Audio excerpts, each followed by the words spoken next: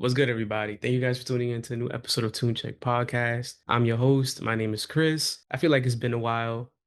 I don't know, maybe like 2, 3 weeks, but I'm back. I'm here. Went on a little vacation. Went to like 2 tours. It was my birthday also, but it was a great time. I had a great time. Everything was fire. I hope you guys like the new setup too. Let me get my water out the way. Didn't realize that was there. Definitely gonna change it or maybe try to see if I could add some stuff like on the sides maybe, but as of right now, I feel pretty comfortable with it. I like it. I think it's dope. But like I said like a few seconds ago, I did go to two, concerts this week as well. The first one was The Weeknd, the second one was Chris Brown. So my vacation basically started with The Weeknd. On like a Wednesday, I went to his show in PA on the 31st. And then I just went to Chris Brown's show last night. But I want to talk about The Weeknd first. Like I said, I thought his show was fire. That was the first time I seen him. I've always wanted to see him ever since Kissland, his first album. I'm happy I got to see him. I'm happy I got to say that I went to a Weeknd concert that I really enjoyed it. I thought it was one of the best shows ever. He's a really good performer. His stage presence is amazing. Like the fans, they like show so much love, and the PA crowd was just crazy. It was fire. It was amazing. He did most of his like newer songs, obviously from like the albums and then his recent hits, but he did have some moments where he like took it back and like sang some of his older ones. There was this one moment where he like so in the beginning, he like has a mask on and he comes out and performs, and then like I believe a few minutes after, he like has like this epic like I guess aura farming moment where he's like about to take off the mask and he does it so slow, and then he finally takes it off and like the crowd just goes crazy and you just see him just cheesing.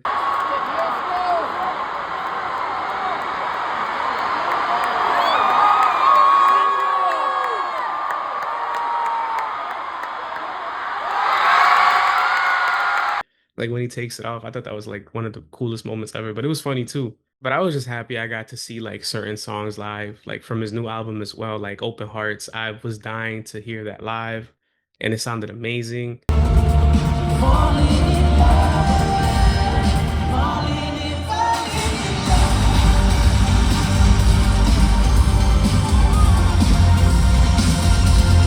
That's one of my favorite songs off his entire album. Probably like my number one song off his entire album. But it was amazing, like the fireworks, the pyrotechnics and everything. Even like his like small group of backup dancers that came out like at certain times, it was fire.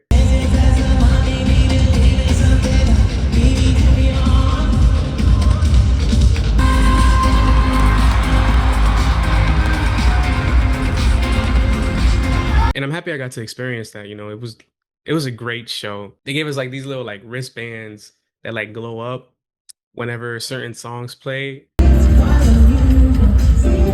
It doesn't work, once you leave the show, but I'm gonna still keep it anyway because it's part of the memory. Definitely some memorabilia I want to keep. I'm gonna just put it somewhere in my room or something. I'm gonna even keep the little plastic bag that they gave us when we bought merch. Like I bought a t-shirt. I'm gonna just keep that anyway, just to say I got it. One of the parts that I really, really did enjoy was when he was pretty much walking in the middle of the stage where he has like this big giant gold statue. But when he was in the middle, he like touched the statue and then the lights just like turned green. And as soon as that happened, I got gassed up because he was gonna start singing like songs from Kissland. So he did Kissland.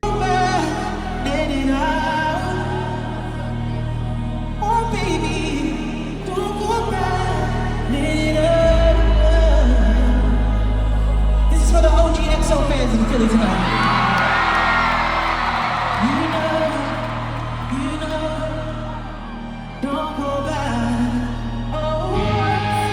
So he sang Kissland and I just lost it. Like that was one of the songs I've always wanted to hear from him live. I just said that like I wanted to see him on his first tour. Like Kissland is my favorite Weekend album of all time. Like I'm telling you, like that's my favorite album of his of all time. Like I play that to this day, like front to back. Nothing could really compete with that. So when I heard him sing that live, I was just gassed up. I was happy. Like I was like, I can go home now. I heard that, and then I heard Open Hearts. I was like, I'm chilling. I'm good. Don't talk to me for the rest of the night. I'm all right. There was a lot of moments where he had like ayo moments, like you know what I'm talking about, like when he's playing with the mic and going back and forth. I'm just like, all right, bro, you're doing too much. But it was funny though because there was a lot of people around me laughing. Everything was great. Like that was a really good show and it was worth it. And then I know he had Playboi Carti open and Mike Dean. Mike Dean came out like early, I think at like around like 6 or something, like 7. I don't remember. He was fire though. Like he was just playing the beats that that he makes, like a lot of synth heavy music. And like you could really feel it throughout like the crowd, like the bass and everything.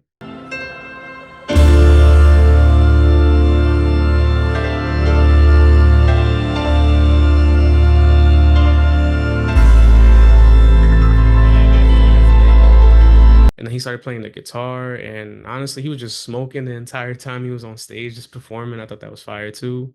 He did a really good job, and his music isn't really that bad. Like, you know what I mean? Like, he's a producer, obviously. Like, he's gonna make like fire beats and everything. But I remember I checked out one of his albums that came out, I think, last year or something, and it was pretty good. So I didn't really expect a bad performance, but not a lot of people really knew who he was or like knew that he made music like that. And then Playboi Carti came out afterwards too, and he did a good job. Like he did not. There was like a lot of people saying online that like he's a bad performer, that he doesn't have no stage presence, he doesn't have this and that. But granted, that was a few months ago, so I'm guessing he probably heard all that feedback and like came back and started doing better. But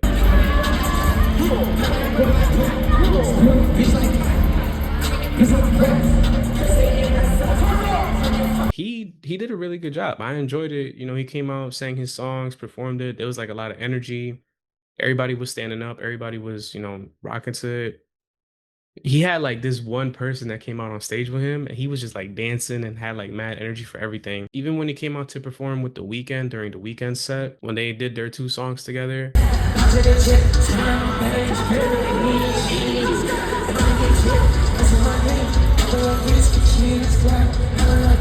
it was good too. Like I didn't think it was bad at all. Like they did a really good job. I remember I did say that like their fan bases are very different, so it's gonna be hard to like, put them together, but I feel like they're making it work and they made it work so far. I don't think there's anything like bad about it, after seeing it. But nah, that concert was fire, bro. Like I wish I could go back and see it again.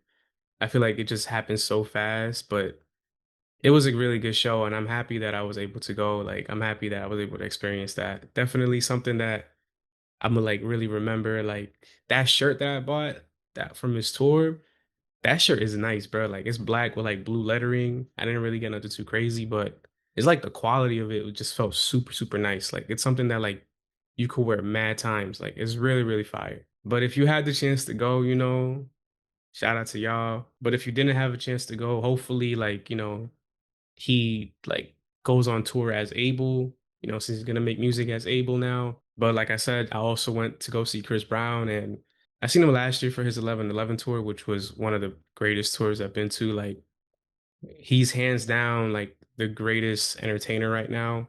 I don't care what anybody says. Yeah, he has a lot of controversy, but I feel like he also, you know, paid his dues, done everything he's supposed to do to fix everything and make sure everything is good.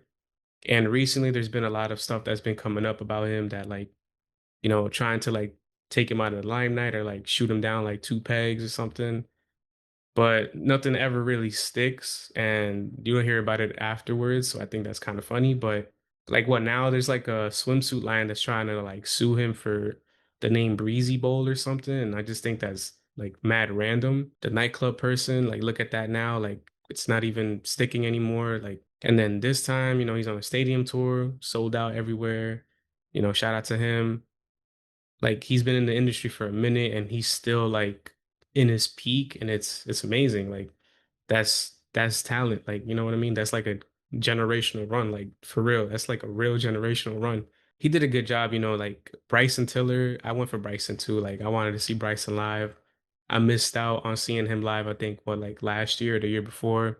Man, like and Bryson also just dropped Devices too. Like, but Bryson did a good job. Like he performed some of his hits. She making that shake, bringing it right to the pay, pay, pop.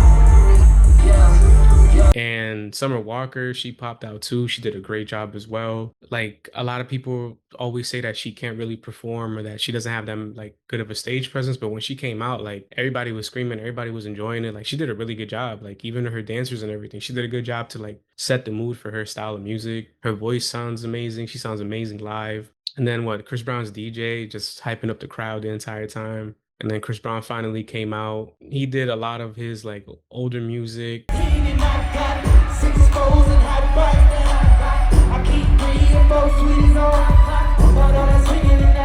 Broke it up into like four acts again, just like the 11/11 tour. You know, he did a really good job. Like, and it's crazy because he's like 30 something. He's out here just moving like crazy, backflipping, doing all these dances for days for like 2 hours straight. This man did not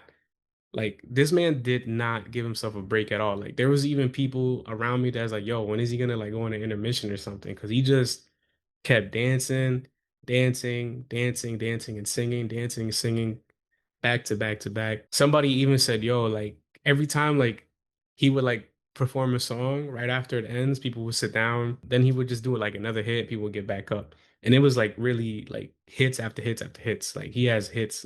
Like people were even complaining about that too. Like, oh my God, like give me a break, play something else that like nobody really likes or something. But then he attached the wires on him. He was like flying around the stage and everything, the stadium.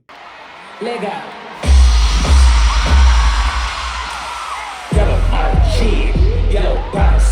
That was fire too. And I'm just like, dang. And then like there was a scene where he pops up on top of one of his statues, like the inflatable ones.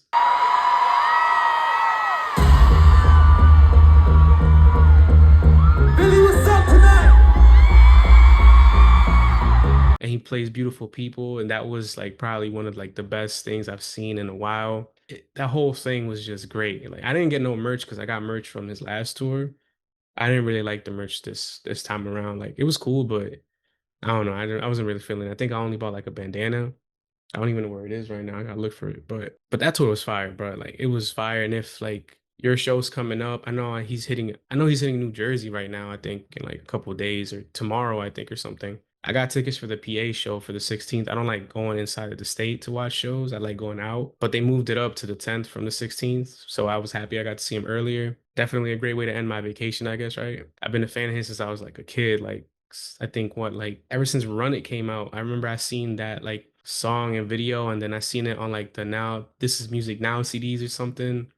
I don't know if y'all remember those. I don't even know if they still have those. But shout out to him, definitely doing his thing. Like Mans is still in his prime. He's been in his prime for like what, like 10 years now. It's crazy. If you are going, you're definitely in store for something really, really fire. If you didn't go to the show last year as well, definitely a fire concert. Same thing with the weekend, two amazing shows back to back. And honestly, like aside from all this great music dropping this summer, like there's been a lot of great shows as well. But that's it from like my little tour recap, I guess you could say. And now let's get into the news. So speaking about like the weekend, like I just want to throw this real quick out there. I don't remember where this was, but he was like walking out somewhere. There was fans around him and stuff. And somebody was like, "Hey, yo, come here." And then they said, F Drake. And the weekend was like, "Nah, don't say that no more. Stop saying that. It's not cool." And I thought that was pretty dope because, like I feel like we definitely do need like OVO XO reunion, come back. I would love to see Drake and the Weeknd come back and make music. It would definitely be fire and it would definitely do numbers. And it'd be so crazy because they're legit like two of the biggest artists in the world. And if they make a song together right now, it'd be insane, bro. It would be so insane. And I would love that. Like they need to make like another Zone or something. Or like another Crew Love or something. I don't know, but that'd be so fire. But speaking about, touring and artists that are on tour and stuff, we got Kendrick Lamar. So he basically just started Project 3, a creative agency. So like it's a number that they left. You could just call them if you have ideas. Somebody had called them and was like, yo, I have an idea for Baby Keem to drop an album. I thought that was hilarious. But because like, it's been a minute since Baby Keem really dropped the album, and I'm still waiting for him to drop something, like he's been teasing what is a Child with Wolves for a minute, from like text messages, I think like last year to like a Converse collab. I don't know what's going on, but I need something new from Baby Keem. Like, but back to Kendrick. So his GNX tour is still ongoing. I think he's gonna hit like South America and Australia, I believe. I'm not too sure. I don't really remember. I think it's those two. If I'm wrong, I'm wrong. Don't really care. His European like just ended, I believe, yesterday or like the day before. And SZA isn't gonna perform with him anymore. That was her last show with him on that tour. And I think he ended up recruiting Schoolboy Q and Doechii to come through for certain shows. But I think that's fire. Schoolboy Q is definitely, one of the best rappers we have out right now. He dropped an amazing album last year. Doechii's been doing great too. She's been blowing up like crazy. As much as people want to hate on her, like she's doing really, really well. And I hope that she keeps doing really, really well. So I'm excited to see what like, she brings to the GNX tour. But you know, I'm with it. I'm excited. I'm definitely down to see whatever like pops up, all the videos and stuff. This whole summer has been like fire with just amazing drops from like Tyler the Creator. We had Pierre Bourne drop, we had Lil Tecca drop, Gunna just dropped, Jid just dropped, Bryson dropped half his album, Freddie Gibbs dropped, Benny the Butcher dropped, Mozzie dropped, Young Nudie dropped. Offset announced his album, which is dropping, I think, in like 2 weeks or something. Don Toliver announced his album. Lil Wayne put all of his drop mixtapes on DSPs. Like this summer for music, like has been great. Has been like one of the best things like ever, to be honest, for hip hop, rap, and even R&B. Like we had a lot of solid R&B albums drop this summer as well. I think we have like Mariah the Scientist coming up next or something. Like Giveon just dropped a great project. K1 just dropped a great EP. Like it's been real like solid music dropping for the past couple weeks, and I really hope that like we keep this run going. The way that music is right now, like the way that people digest it so fast, you know, whenever something drops, people listen to it for like 2, 3 days and then they're done. Then it's on to the next. So I feel like something like this is perfect, but I could see where it could get burnt out a little bit. Compared to last year, I feel like the music this year is like 10 times better than what we got last year. You know, like last year really was just about beefs and artists beefing back and forth. But I feel like this year definitely like beat 2024 for like the best music. 2025 has been real solid when it comes to music drops. So many great projects, so many great albums. But shout out to all the artists that drop, and shout out to all the artists that are dropping soon, because like I said, it's great. So I hope 2026 could like keep up. Maybe, hopefully, I don't know. But speaking about artists that are dropping or that are dropped, you know, Metro Boomin dropped his mixtape, A Futuristic Summer. I think that mixtape is fire. I like what he did. I like how it sounds like early like 2000 like 10s, you know, 2012, 2013 kind of music. You know, that like style of music. I thought it was fire. You know, I thought he picked great artists to feature on there. The track listing was amazing. Like the way it just flowed, everything was fire. Like it even became Apple Music's highest charting rap album. It charted at #1 on like over what 100 plus countries. But people were just dragging it online, saying that like it was whack, this and that. And he even went on like a whole rant about it. I don't know why he did that. He was just coming at people like, "Oh, this ain't for like if you can't pull no girls, this ain't for you. If you can't do this ain't for you." Like I thought that was kind of corny. The album itself was like fire to me. I thought it was fire. I don't know why people didn't like it. I guess it's because, you know, I guess it's because the younger generation of rap fans don't really know like what maybe they're just too used to like drill and like all of these like newer sounds that's coming up. I don't know. I didn't have no issues with it. I thought it was fire. I thought it was dope. You know, anything Metro Boomin produced, I think is great. He does a really good job with his music. He does a really good job with his production. Definitely one of the best producers out right now. So I don't really understand where the hate is, but I don't know if I said this earlier, but I'm gonna do like a recap of like July news and then some of August. So next we got Hit Boy. So, you know, shout out to Hit Boy, another great producer. Another great producer. You know, I enjoy. I like his music. I like his production. I think it's fire. He basically just got out of a 18-year publishing deal. You know, he thanked Jay-Z for helping him do it. You know, he made this deal when he was a kid. And I get that, you know, like when you're young, you don't really know about certain things. So maybe he just got like blindsided real fast. And it sucks because, you know, 18 years is a long ass time, yo. Like that's crazy. He even released a new song afterwards called What's the Deal? But I'm excited like for this era. It seems like we're gonna get a Hit Boy era after this, you know, and he's a fire producer, so I know he probably has like a lot of fire songs, fire tracks like in the vault that he's just been waiting to release, you know, to give to like the fans and everything. Just back to back hits, great music from him. I'm definitely excited for it. And then the last thing I want to talk about is Drake. He's been in the headlines recently for a lot, actually. You know, his Iceman rollout, the episodes he's doing on YouTube, his streaming episodes. He's on tour with P&D right now. You know, he's been doing like a lot of streams for Stake as well.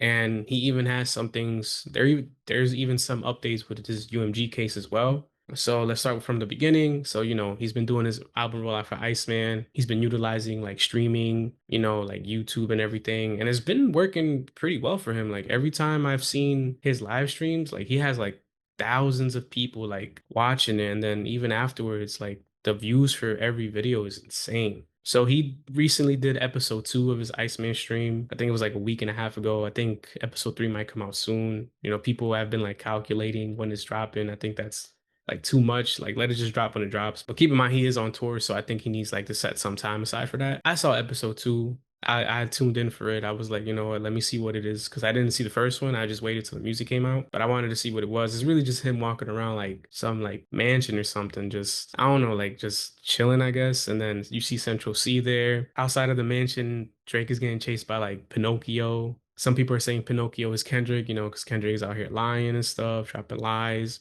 But I don't think Pinocchio is Kendrick Lamar. I feel like that's a stretch. I feel like Pinocchio is maybe like UMG because, you know, Drake was holding a bag, I guess a bag full of secrets, you know, that's how I saw it as. So I feel like that's just about his case, and he knows like a lot of information about a lot of stuff. That's pretty much what everybody was saying about, you know, Kendrick and Pinocchio. I just hate how like a lot of things are like tied to Kendrick now because of Drake. You know, they're like forever tied to each other now. And it's like, damn, they previewed which one on the live stream and then they dropped it, I think like what, 2 hours after or like an hour after. Now, I think the track is alright, you know, it's not like the craziest track. It's not my most favorite Drake track. It's okay. Like I see what he's trying to do. You know, he's trying to just like appeal to like everybody and give like a nice summer vibe and stuff. It's cool. But it did receive 3.85 million streams on Spotify's opening day, which is great. Because of this track, he also holds the top four charting songs by a rapper on Apple Music. It debuted on the top 10 on the Hot 100, extending Drake's record for having, I guess, like the most top 10s. And also giving Central C his first top 10 hit, which is fire.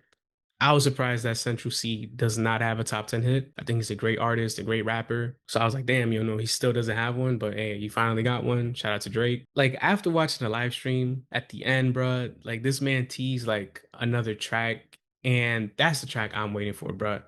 I don't care about which one. I don't care about what did I miss. I am waiting for that song that he previewed at the end of his live stream. Well, he like goes into like an elevator and then just walks out. He does like his little ad libs and stuff in the background, and then it's just the beat that plays. That beat is crazy.